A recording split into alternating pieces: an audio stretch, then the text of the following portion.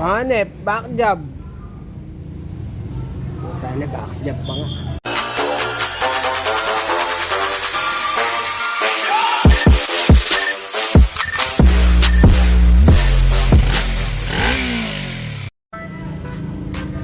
Ayun, nandun ulit yung tangke ko kasi kinakalikot ulit yung motor ko.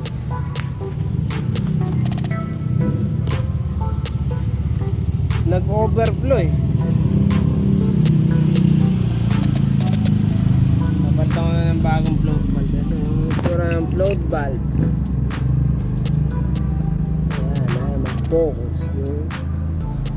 Mukha namang okay. Kaso nag-overflow nga eh. Nag-buhit na nga ng malalim eh. Tsaka ito may issue, putik ito re-referent.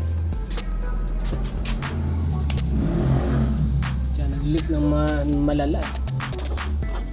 Tapos ito, meron na naman siyang dirty buset. Ayan, meron na naman laman. Buset talaga. Tirahin ko muna yung tangke. Magpo-problema to. Ayan, nilagay kong goma. Wala kasi yan dati. Tapos to, baliktad pala. Yung goma niya nandun sa loob bago yung plastic. Pero di man naglilik dati. Ayan, pinagbaliktad ko na wala naman leak. Kaso ito yung malakas mag-leak. Ayan, hinangin ko pa ang putya.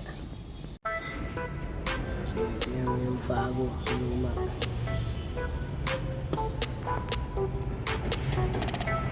Yung isa na ilagay ko na.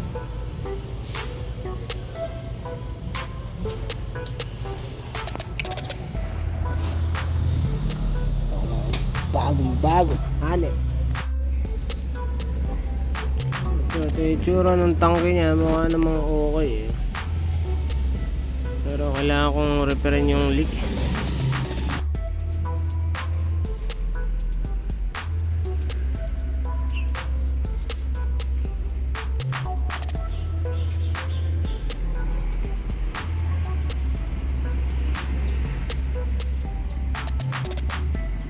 Tagal ah. Maliit lang pala eh. Maliit mga yan kaliit.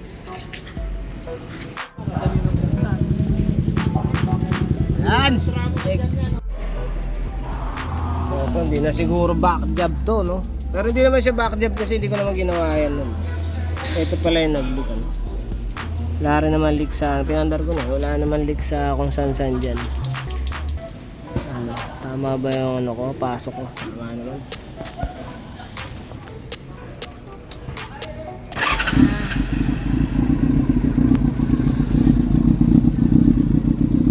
Lagyan ko na rin ng filter, yun. So wala ng filter yung petcock eh.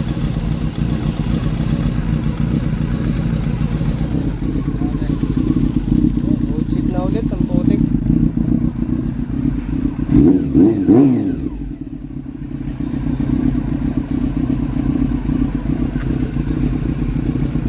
Oh, hindi back job ah.